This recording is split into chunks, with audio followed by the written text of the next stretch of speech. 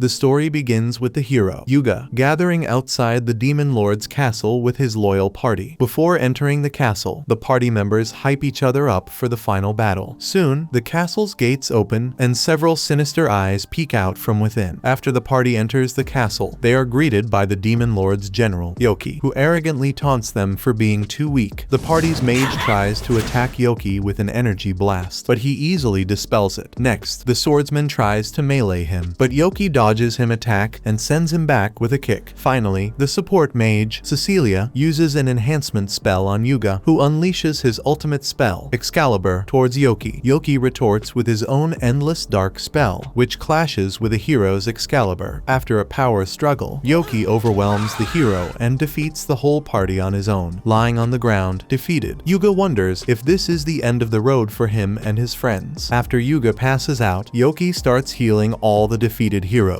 However, he notices that the support mage looks very pretty and ends up distracted by her looks. After some time, he brings the heroes to a prison in the castle. Inside, Yoki's subordinates ask him if they should kill the heroes. Yoki gets shocked by their presence, so all of his subordinates start calling him out for staring at the unconscious Cecilia. Finally, Yoki sighs and tells them to dump the heroes near a human village, painfully saying goodbye to his angelic crush. After a month, the Demon Lord summons Yoki straight to his room. There, his right-hand man, Zekil, asks Yoki how many times he had to deal with the heroes returning for a challenge. Yoki tells him that they've challenged him 13 times already, so Zekil thinks that the heroes are a bunch of weaklings who can't learn their lesson. The Demon Lord wonders why Yoki still hasn't ended the heroes' lives yet. In response, Yoki explains that those miserable heroes don't even deserve his attention. Hearing this, the Demon Lord suggests letting his subordinates handle the task and eliminate the heroes in his place. Surprised, Yoki thinks that his poor servants stand no chance against the hero's power, since he also doesn't want the pretty support mage to get hurt. He offers to dispose of the heroes by himself. The Demon Lord smiles, silently agreeing to let Yoki handle it. As Yoki leaves the throne room and heads back to his room, he feels worried for the heroes' lives. He also knows that he's the only one overpowered enough to defeat the heroes. Otherwise, they are strong enough to kill the Demon Lord. In the end, Yoki wonders what he should do next, since the Demon Lord will soon rule over the entire world. The next day, the heroes return to the Demon Lord's castle once more. After Yoki knocks back their swordsman and Yuga, the assault mage, Mikana, tries to counterattack with her own spell. Even though Yoki blocks her initial barrage of spells, Mikana quietly unleashes a second wave right after, catching him by surprise. Despite this, Yoki still reacts in time to block it, and his lightning-fast reflexes leave Mikana completely shocked.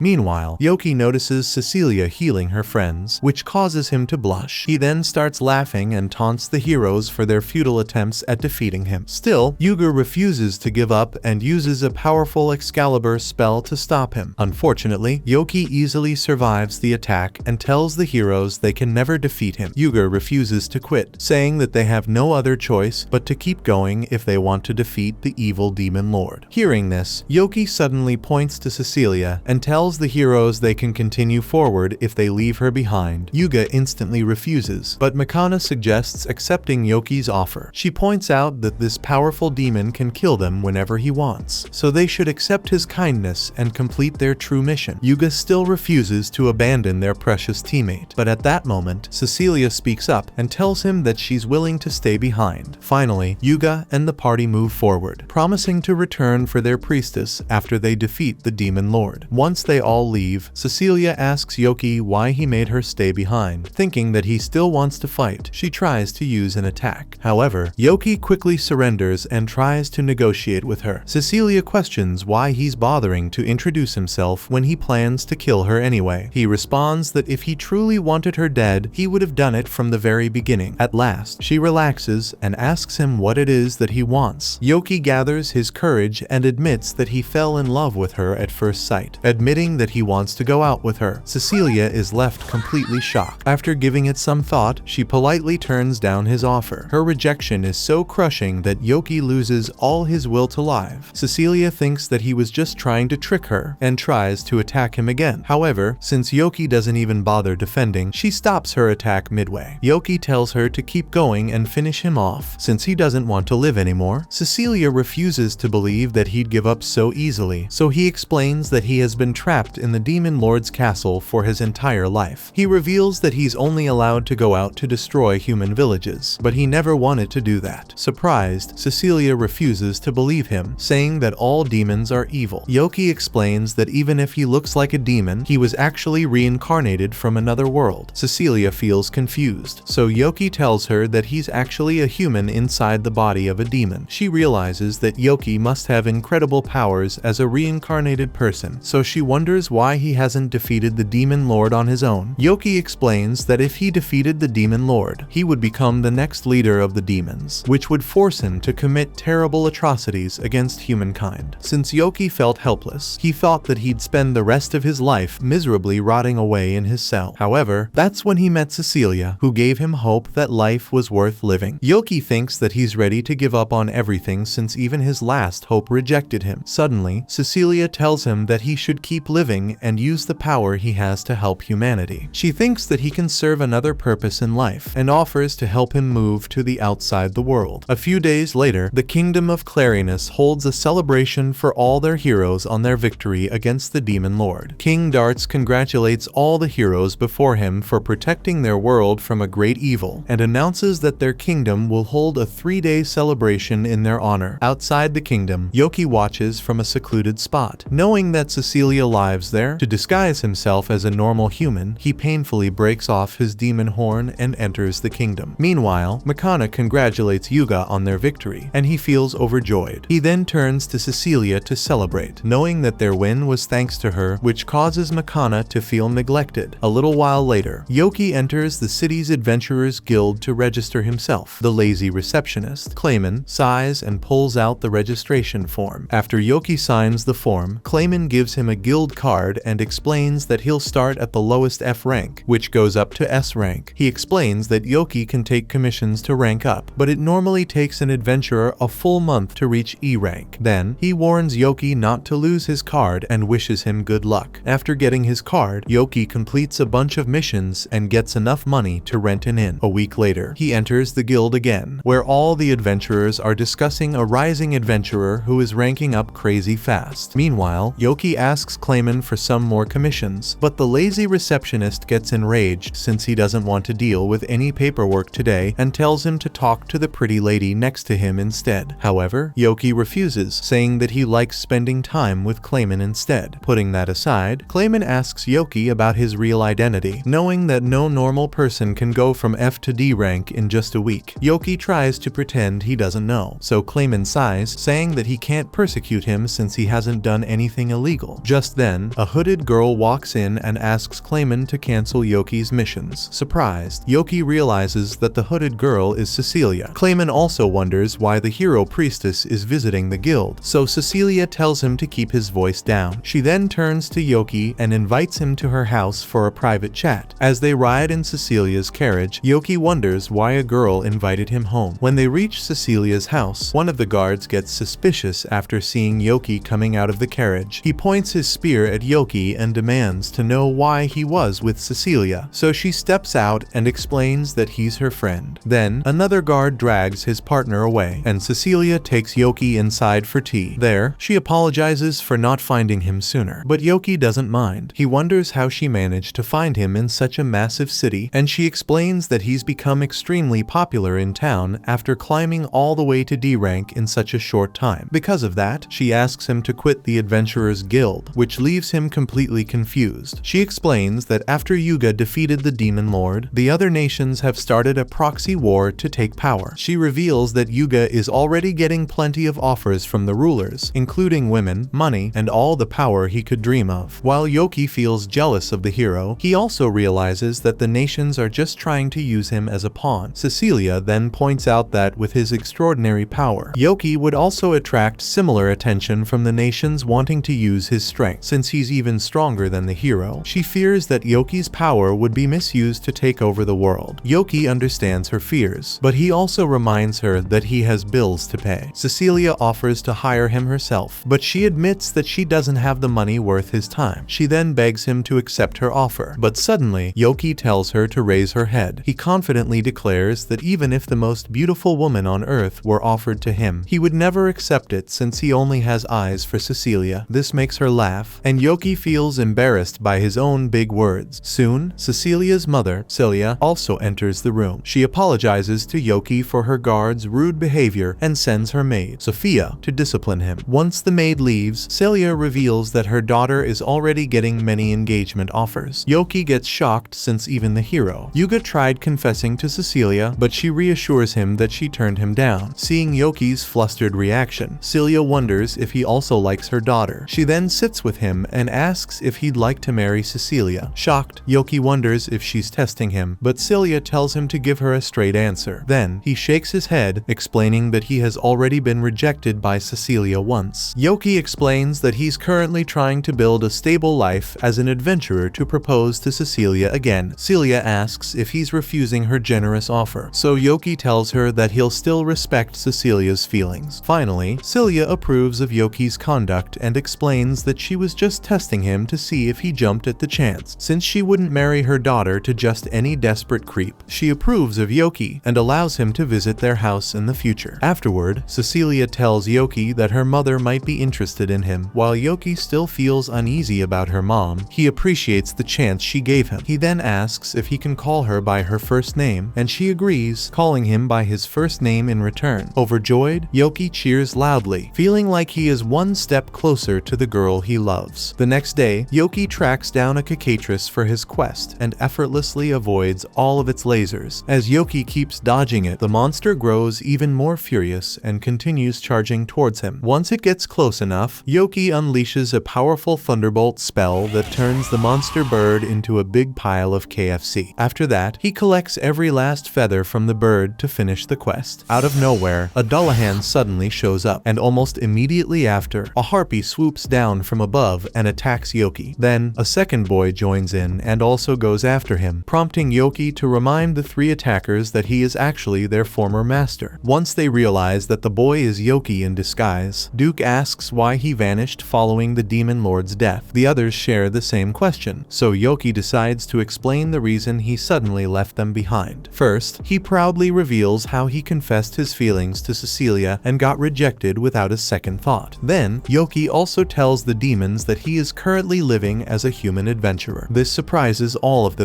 so Yoki tells everyone they're free to live their lives without him now. However, none of them wants to abandon their master. Curious to see what kind of girl made him leave his previous post, Yoki firmly refuses to let them come along, reminding the demons that they would also need to endure the trouble of wearing extremely careful disguises. Even so, none of them are discouraged by this warning, and in the end, Yoki agrees to let them join. Afterward, he strips them all of their demonic features. When Cecilia finds out that Yoki stripped the poor harpy of all her feathers, she immediately starts chewing him out for his insensitive action. Yoki also admits his mistake and apologizes, so all the demons enjoy watching him suffer. Then, Cecilia takes them all inside her house to serve tea. There, she feels surprised that all three demons pulled off such natural human disguises. Duke explains to her that he attached his head to his armor, while Seek the Pixie and Happiness the Harpy also removed their most prominent features to fit into society. Then, he also tells Cecilia that Yoki is the reason their demon party is so laid back. Back in the Demon Lord's castle, Zekil would always try to force Yoki to work. Unfortunately for him, Yoki always refused to go out of his room, leaving the Demon Lord completely frustrated. At the time, Duke thought it was a good idea to punish Yoki, but he got his head blown off instead. Ever since then, he has been serving Yoki as a true subordinate. Cecilia realizes the respect all the demons hold for him. Suddenly, Yoki realizes that the other two demons are missing. Since they can't afford to let anyone else see them, the group gets up to search for the missing troublemakers. As they walk through the mansion's courtyard, the group finds Seek sleeping on Celia's lap. Yoki apologizes to Celia for any trouble caused by his friend, but she reassures him that it's no trouble. She explains that she had been following Seek around since he was playing alone, but the young boy boy got tired and fell asleep. Yoki nods, but asks her where Happiness went since she was also with Seek. Hearing this, Celia reveals that Sophia found Happiness and already took her in to train her into a proper maid. All of the kids head inside and ask Sophia why she kidnapped their innocent friend. As Sophia learns that Happiness is with Yoki, she explains that she was supposed to get a new maid and just assumed it was her. Yoki also apologizes to Sophia for getting her hopes up and asks Happiness to change out of her uniform. For some reason, Happiness refuses to remove it. She turns to Sophia and asks to keep the job anyway, leaving everyone shocked. Afterward, everyone congratulates Happiness on her new job as they prepare to leave. Celia welcomes the demons to visit her whenever they can, before sneaking up to Yoki. She quickly tells him that Cecilia has a day off coming up, so he should take her out on a date. Elated, Yoki instantly agrees to the parents-sanctioned official hangout. The next day, he waits for Cecilia at their meeting spot. Soon, her carriage arrives at the destination, and she gets off wearing a pretty disguise outfit. As Yoki stares at her in surprise, Cecilia wonders if he's okay. He explains that her glasses really caught him off guard, so she reminds him that she has to remain disguised since the entire city knows her. Then, Cecilia apologizes for putting Yoki through all this, but he shakes his head and promises to make it the best date ever for her. Afterward, both of them explore the city streets together. On their walk, Cecilia notices a cute bakery and makes a mental note to have tea there later. Then, she starts admiring some flowers at a shop, but Yoki inwardly thinks that the flowers can't even compare to her beauty. After they leave the flower shop, Cecilia begins stroking a nearby cat while making cute cat-like sounds, causing Yoki to deliberately look away so he won't give in to the temptation. Shortly after, the two head to a clothing boutique, where Yoki assists her in choosing a beautiful red dress. Afterward, Cecilia thanks Yoki for his company, since she already feels well rested from her usual stressful days. Surprised, he feels glad that he could help her feel better. Then, he takes her to an accessory shop for a small gift. Nearby, Yuga is also out on a date with Makana in disguise. Spotting Cecilia, he immediately starts calling out to her, but Makana shuts him up to protect their covers. Yuga then walks over to Cecilia, wondering what she's doing outside. He tells her that he's exploring the city with Makana and invites her to join them, leaving Yoki entirely out of the equation. Cecilia tries to explain she's hanging out with Yoki, so Yuga finally agrees to let him come along as well. Then, he drags her over to the accessories shop. While Makana feels upset that her first date got ruined, she asks Yoki if he's also on a date with Cecilia, so he nods. Hearing this, Makana orders Yoki to woo Cecilia so she can finally get Yuga's attention in her place. While Yoki thinks Makana is being considerate of him, she quickly stops that train of thought by calling him an ugly loser. Then, she heads inside the accessory shop, while Yoki wonders if Yuga is still trying to Rizz Cecilia even though she declined his marriage proposal. Angered by Yuga's shameless advances, he heads inside, determined to protect his beloved. After going in, Yoki asks Cecilia if she'd like a present. She feels bad about burdening him, but Yoki feels like making the date special for her. Nearby, Yuga notices Yoki talking to Cecilia, so he rudely butts in. As Yuga leaves to buy his own accessory for Cecilia, Yoki picks out a pretty necklace for her. Cecilia feels happy to receive the pretty pendant, but soon enough, Yuga returns to ruin her fun. He shows her the most expensive accessory from the store, which isn't nearly enough to catch her attention. Yuga then removes Cecilia's hat without her permission to make her wear the accessory, which causes everyone in the store to notice her identity. In an instant, a huge crowd gathers all around the hero's party, kicking Yoki to the side like a piece of trash. Then, the crowd runs out of the shop, taking Cecilia away with it. Yoki gets up and tries to track it down, but he runs into another hero getting harassed by a crowd of girls. Realizing it's Raven, the swordsman from Yuga's party, Yoki wonders if he should help him. He suddenly points to a random direction and acts like he saw Hero there. So all of the love-struck girls leave Raven and rush over there instead. Once the girls have left, Yoki drags Raven over to a quiet alley. Since the handsome knight remains silent, Yoki wonders if he doesn't want to talk. He turns around to leave, but Raven finally calls out to him with an embarrassed look. Hearing his soft voice, Yoki wonders if the dashing knight feels shy about speaking with it. Raven nods and asks Yoki if he also thinks his voice isn't manly. However, Yoki refuses to laugh at him, saying that everyone has a part of themselves they don't like. Raven feels surprised that Yoki's so considerate while he turns around to search for Cecilia. Seeing his kind nature, Raven Raven asks if Yoki would like to become his friend. Yoki feels surprised by the sudden offer, while Raven starts getting cold feet. Thankfully, Yoki accepts his offer, but he quickly turns around to search for his missing date. After a while of searching, Yoki wonders if Cecilia is okay by herself in the big city. Meanwhile, Cecilia also searches for him, stumbling upon a lost child. After healing the child's injury, Cecilia wonders where his parents are. The little boy starts crying because he lost his mom, but his voice attracts Yoki from nearby. Soon, he shows up and acts like a hero to save the day. Cecilia feels surprised, but she scolds him for making reckless promises. Watching a grown man get schooled, the little boy starts laughing at Yoki's misery. Afterward, Yoki starts searching for the boy's mom with Cecilia. While searching, Yoki wonders if Cecilia should head home in case another crowd attacks her. She shakes her head, saying that they'll deal with the crowds if they cause any issues again. Yoki agrees and keeps moving, while Cecilia sneezes in perfectly hot weather. Elsewhere, Yuga keeps trying to find Cecilia. Makana asks him to go home, but Yuga shakes her off and runs away to look for Cecilia. As he leaves, Makana feels upset that he showed her the cold shoulder despite being on a date with her. Soon, Yuga spots Cecilia standing with Yoki, and he turns around to tell Makana. However, he feels surprised after seeing that she's nowhere to be seen. The next day, Yoki learns that Cecilia collapsed on the way home. Celia explains that her daughter caught a horrible cold since she was already tired, but Yuga's stunt caused her to be exhausted from dealing with the crowd. Celia also notes that Yuga kept forcing his way into Cecilia's affairs, so she sent Sophia to dispose of him. While Yoki feels surprised that Sophia can casually toss the hero away, Celia praises him for helping her daughter so much. She allows Yoki to visit Cecilia in her room, so Sophia takes her there. After she knocks on Cecilia's door, the young girl feels embarrassed since she doesn't want Yoki to see her room. Sophie reassures Cecilia that she hid away her stuffed teddy bear, which completely kills all her aura points. Then, Yoki finally heads inside, flustered to be in a girl's room. There, he finds Cecilia on her bed and sits down to speak with her. Yoki thinks it's his fault she got sick since he showed her around so many places. Although Cecilia doesn't mind, she plays along and tells him that he needs to compensate her by taking her out on an even better date next time. Excited, Yoki gets up and starts bragging like he's some kind of hero who'll sweep her off her feet. Watching him yap like an idiot, Cecilia also starts laughing along with his act, which pisses Sophia off. The maid quickly barges in and tosses Yoki away, claiming that he'll worsen Cecilia's condition by making her laugh so much. Afterward, Yoki starts heading back home when he notices Raven walking towards Cecilia's mansion. Yoki wonders what's up, so Raven explains he wants to confess to a girl. Raven reveals that this girl is kind enough to compliment his soft voice, so he feels attracted to her. However, he doesn't feel confident in his abilities, so Yoki reassures him that a tall and handsome man would be fine no matter what. With the confidence boost from Yoki, Raven agrees and heads towards Cecilia's mansion. Watching him walk away, Yoki finally starts wondering which kind girl Raven has feelings for, before realizing that the one he plans to confess to is Cecilia, meaning Yoki may have just gotten another rival in love. As soon as the realization kicks in, Yoki starts panicking that he shot himself in the foot. He tries to delude himself into believing Cecilia would reject Raven, but then remembers that they were both teammates in the hero's party. In Yoki's overthinking brain, Cecilia and Raven might already have experienced some romantic escapades during their adventures, so he thinks Raven could easily run away with his girl. Fortunately for Yoki, Raven soon returns, obviously dejected after his crush totally denied him. Yoki wonders what happened, so Raven apologizes to him for wasting the chance he got from his motivation. He then leaves the area without saying anything else, but Yoki remains worried about Cecilia. He soon returns to the mansion and summons Sophia, who gets suspicious that he's already back. Yoki acts like he's just concerned about Cecilia's health, but Sophia simply tells him to scram. In the end, he comes clean and asks Sophia what Raven said to her, so she reveals that he asked to meet with Happiness. Hearing this, Yoki realizes that Raven is crushing on a different girl, and wonders why Happiness rejected him so outright. Curious, he visits Happiness and asks her about her chat with Raven. Yoki explains that Raven is his friend, so Happiness gets surprised and explains that there's no way she can be with him. Yoki thinks she completely hates the guy, but Happiness shakes her head and leaves without an explanation. Later that evening, Yoki goes to Duke and seek to ask for their thoughts on Raven. Both of them question why Yoki would let someone as low below as a former member of the hero's party meet their friend. Yoki points out he's not the one who hooked them up, prompting Duke to explain that Happiness is hesitant due to some personal matters. Since harpies are a beautiful race, they are often hunted by humans for their bodies and feathers. In the past, Duke also saved Happiness from some humans, which is why she joined the Demon Lord's army. However, he thinks that she must be traumatized from that experience and unwilling to get involved with humans again. Still, Seek doesn't think she hates humans since she literally chose to work in Celia's mansion as a maid. Yoki agrees with Seek and points out that Raven is also a good guy, so Happiness has no reason to be wary of him. The following day, Yoki makes his way to the Adventurers Guild and notices that Clayman is oddly nowhere to be seen. A receptionist spots him and asks if he's searching for the Vice Guild Master. He asks who she means, so she explains that Clayman is actually the guild's Vice Master. Seeing Yoki's shocked reaction, the receptionist agrees that the lazy Clayman does not live up to his reputation. Yoki then asks her why Clayman is absent, so she explains that the reason is too embarrassing to say out loud. She quietly reveals that Clayman is in the hospital, so Yoki quickly leaves to check in on him. When Yoki steps into Clayman's room, Clayman expresses his gratitude for the considerate visit. Seeing the numerous bandages covering Clayman from head to toe, Yoki can't help but ask how he ended up so badly hurt. Clayman says it happened because his wife was angry, leaving Yoki confused about how that led to such severe injuries. Clayman reveals that it was his marriage anniversary the other day, but he couldn't decide which gift to buy for his wife. In the end, he ended up wasting so much time at the shop that it turned night. As soon as he returned home, Clayman's wife thought he had forgotten all about her gift and beat him up in her rage. Hearing this, Yoki feels shocked that an angry woman can cause so much pain and realizes why the guild receptionist wanted to keep this embarrassing event a secret. He then asks Clayman how his wife got the strength to rearrange his bones, so Clayman explains she used to be an ranked adventurer. He also reveals that he was an ranked adventurer who partnered with his wife on a party known as the Invincible Couple. After that, Yoki offers to use his magic to heal Clayman, but Clayman turns him down, saying he'd rather recover under his wife's care. Although Clayman's overly romantic attitude makes Yoki uncomfortable, his wife soon walks into the room. As soon as he spots her, Yoki realizes that Clayman is actually married to Sophia. Clayman also jumps in joy at the sight of his dear wife, but she kicks him for daring to call her honey. Sophia then tends to Clayman before leaving the room to talk with Yoki. She thanks him for visiting her husband, so Yoki tells her it's not a big deal. He then wonders how Cecilia is doing, so Sophia explains she's doing fine. Yoki wonders if he can visit Cecilia, but she informs him that she's currently out of the house for business. Although Yoki feels dejected, he changes the topic and asks Sophia if girls really like presents so much. Sophia instantly realizes Clayman tattled on her, but Yoki reassures her he's just asking for honest love advice. Sophia nods and tells him a girl will appreciate any gift as long as he puts some thought into it. Yoki thanks Sophia for the help and runs off. On his way back, he feels envious of Clayman and Sophia's married life. Yoki wonders if Cecilia would be a submissive housewife to him once they get married, or if she'll be an outgoing businesswoman who brings the bread home. Then, he snaps himself out his delusions and walks into Raven's room. There, he finds Raven collapsed on the bed like a petrified statue. Yoki tries calling out to Raven, but the poor man fails to notice him from the intensity of his grief. Yoki then speaks out Happiness's name, which finally catches Raven's attention. Raven is curious about how Yoki knows her, so Yoki tells her that they've been friends for a long time. After that, he asks Raven how things went when she confessed her feelings to Happiness. Raven explains that he met Happiness for the first time when he was patrolling the city. Back then, she was getting harassed by some goons in an alley, so Raven jumped in to protect her. Seeing his reputation as a heroic knight, the goons quickly left the girl alone. Happiness thanked Raven for protecting her, so he told her not to worry about it. As soon as he said it, Raven realized he just exposed his soft voice in the heat of the moment. To his shock, Happiness instantly gave him a compliment on his voice. Raven told her that his voice didn't match his looks at all, but Happiness still thought he was blessed to have it. This gave him the confidence that she might like him, so he visited her at Celia's mansion afterward. Yoki agrees and mentions that he's familiar with Cecilia as well. That piques Raven's interest, so Yoki goes on to recount his entire love story with her. After hearing it all, Raven ends up respecting Yoki for abandoning his homeland solely to stay by the side of the woman he loves. Seeing how hard Yoki is working to become worthy of Cecilia, Raven feels like he's a complete failure who did nothing for the girl he likes. Yoki reassures him that it's not his fault since happiness isn't good with love. He also informs Raven about happiness's past trauma, which probably caused her to reject him. Raven comes to the conclusion that he rushed his confession to someone like her, but Yoki immediately disagrees. He reassures Raven that he's still got a chance and drags him to the market to buy a gift for happiness. Later, in the couple's gift shop, Raven starts to feel uneasy, worrying that people might mistake him and Yoki for a gay couple. Yoki thinks it'll be fine and purchases the pretty necklace he found for Cecilia. Then, he notices Raven trying to pick a gift for happiness and suggests buying a pretty trinket for her. Raven wonders if she'll even like it, so Yoki reassures him she will. Raven then asks if happiness will even accept a gift from a guy she just rejected, so Yoki parrots Sophia's advice to him. He also explains that the trinket matches happiness's style, so Raven finally decides to buy it. As Raven completes the purchase, Makana immediately notices him and walks over. She starts judging both lonely boys for visiting the market without a girl, so Yoki proudly declares that they're actually there to buy presents for the girls they like. Before Raven can silence him, he leaks the secret to Makana, who starts hounding Raven to ask who he likes. He turns away from her, so Makana feels guilty about making him uncomfortable. She then apologizes to Raven for making him insecure, since she laughed at his cute voice the first time they met. Suddenly, she remembers that the boys can give her some new gossip material, so she drags them out to interrogate them about their crushes. Unfortunately for Makana, both boys ignore her and focus on enjoying their meals. Knowing that Yoki will react, she brings up Cecilia's name. Sure enough, Yoki stops eating like the simpleton he is. Makana asks him how things are going with her, and Yoki admits that he hasn't made any real progress. He then reveals that Cecilia has given him a chance, but she's still receiving marriage proposals one after another. Makana nods, knowing that even Yuga jumped in to propose to her. Yoki tells her that Cecilia rejected him, so Makana explains that the toxic hero used to annoy both girls all the time. Aside from acting like a total pervert, Yuga would also let all his fangirls run over him. This would cause their party to get delayed during their normal days, which left Cecilia completely enraged. After that, she developed a completely negative impression of Yuga's frivolous nature. Makana warns Yoki to remain careful around Cecilia, or else he'll also get blacklisted. Yoki agrees, so she moves on to interrogating Raven about his love. However, Yoki stops her, saying that he won't let an evil vixen like her meddle in his friend's pure affairs. Makana gets offended and points out that she was just trying to help. Then, she also admits that she wanted some love advice herself. Raven feels surprised, but Makana thinks it's not a good idea to consult two clueless idiots like them. However, Raven thinks Yoki is a good person for this stuff, so she decides to trust him. Makana explains that she's worried about Yuga since he started hating her after a certain event. Before revealing what happened, she asks Yoki to keep the matter a secret. Once he agrees, Makana explains that sometime in the past, the hero's party kept getting wrecked in the Demon Lord's castle. Shocked, Yoki acts like he's hearing this for the first time. Makana confesses that her party didn't even make it to the Demon Lord himself since they kept getting demolished by one of his soldiers. Each time the demon defeated their party, he would politely return them to a human village. Every time the heroes woke up, they would lie to the villagers, claiming that they left the Demon Lord's palace early just to prepare themselves and be safe. Although the villagers believed them and provided the party with food and resources, they started running out of supplies as the heroes came back beaten up every other day. Just when it started to become unbearable for the hero party to keep up their lies, the demon offered to let them progress as long as they left Cecilia behind. Back then, Makana convinced her party to agree since she wanted to complete the mission and protect Yuga's reputation. Ever since then, he has hated her for leaving their precious teammate behind. Even though Yuga never mentioned this event, Makana knows he secretly holds a grudge against her. She asks Yoki if he'd ever forgive a friend for leaving their partner behind, but Raven interjects, saying Makana isn't at fault. While Makana feels surprised by Raven's voice, he tells her he's responsible as well since he couldn't even offer his opinion at the time. As both of the heroes feel guilty, Yoki knows he can't blame Makana since he's the one who asked the party to leave their friend behind. He then asks her if she has apologized to Cecilia. Makana admits that she hasn't, believing it would be too uncomfortable to do so now. Yoki questions if she's really fine with letting things stay awkward forever, which makes her realize her mistake. Yoki asks Mikana to talk to her friends for the sake of their friendship, so she agrees and thanks him for the advice. After Mikana leaves, Raven also gets the courage to talk to Happiness. He visits Celia's mansion with Yoki, but both of them get stopped by Duke. He asks Yoki who Raven is and gets upset that he's returning after Happiness already rejected him. Yoki attempts to explain that Duke is just worried about his friend, but Duke continues pressing Raven. Since Raven stays quiet, Duke assumes he's deliberately ignoring him. Finally, Duke thinks he's just a coward, so Raven admits he doesn't have a game plan for talking to Happiness. Surprised, Duke wonders why he doesn't want to protect her or do something gentlemanly. Raven shakes his head since that's not what he had in mind, so Duke tells him to just go and say what he wants. Once Raven leaves, Duke explains to Yoki that he was just testing Raven's sincerity. Meanwhile, Raven apologizes to Happiness for catching her off guard the other day. He offers her the gift he bought and asks if they can be friends. Surprised, Happiness thinks about it and accepts Raven's gift. She agrees to becoming friends, so Raven looks forward to getting closer to his beloved crush. A week later, Yoki is still lying in his bed when Seek pleads with him to come along and visit Cecilia's mansion together. Yoki refuses to go since Cecilia hasn't been home the entire week. Frustrated, he explains that the entire Heroes party has been busy with chores for the past few days. Cecilia herself has been going from town to town healing people, while Raven has been working as a knight captain. On the other hand, Mikana is working hard as a royal magician, while Yuga is out exterminating demons. With all of the heroes going their own ways, Yoki feels bad for letting them defeat the Demon Lord and breaking up their group. While he sulks away about his feelings, Seek jumps on his chest in frustration. He complains to Yoki that Duke left their place to work as a royal knight. And just then, someone knocks on the door. Soon, Happiness comes in and informs Yoki that Cecilia will return home during the afternoon. Yoki instantly gets up, gaining back all his lost willpower. He then looks at the gift necklace he bought, hoping to please Cecilia with it. A little while later, Yoki takes a stroll in the town and wonders what he should do before his meeting. As he walks, busy in thought, a creepy old fortune teller tells him that he'll have the worst luck for the day. Yoki refuses to believe her, thinking that any day he meets his crush has to be the best day ever. After some time, he visits a bakery, where the store owner's zesty brother greets him. From the bakery, Yoki buys some cupcakes for Cecilia and leaves. As he makes his way through the streets, he pulls out one of the cupcakes and takes a bite. With Yoki's attention fully on the food, he ends up crashing into a big man, who immediately gets upset with him. Yoki apologizes to the angry man and leaves, but then he barely avoids stepping into dog poop. After moving on from the poop, he wonders if he really has been cursed with bad luck for the whole day. As Yoki continues walking, he bumps into a kid.